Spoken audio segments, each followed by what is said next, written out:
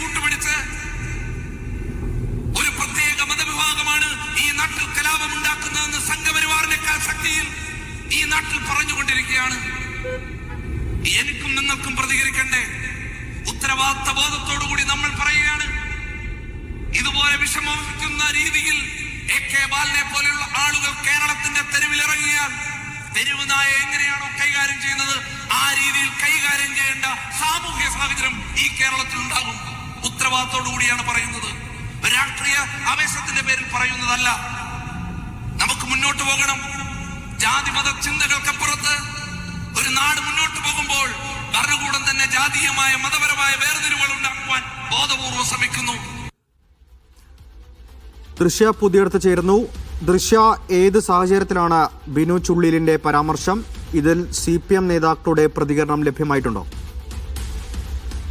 സച്ചിൻ, ഇന്ന് വൈകുന്നേരം കോഴിക്കോട് ജനവിരുദ്ധ സർക്കാരുകൾക്കെതിരെ യൂത്ത് കോൺഗ്രസിന്റെ സമരകാഹളം യുവജന റാലിയും പൊതുയോഗവും സംഘടിപ്പിച്ചിരുന്നു.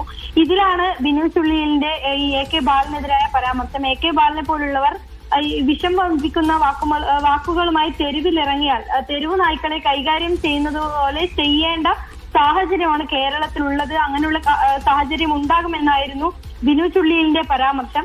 ഇന്ന് നടന്ന യൂത്ത് കോൺഗ്രസിന്റെ സമരകാഹളം പരിപാടിയിലായിരുന്നു ഇത്തരത്തിലൊരു പരാമർശം ഉണ്ടായത്. ഒരു തെരഞ്ഞെടുപ്പ് തോൽവിക്ക് ശേഷം ഉത്തരവാദിത്തപ്പെട്ട നേതാക്കൾ പോലും ഇത്തരത്തിലുള്ള പരാമർശവുമായി രംഗത്തിറങ്ങുന്നു.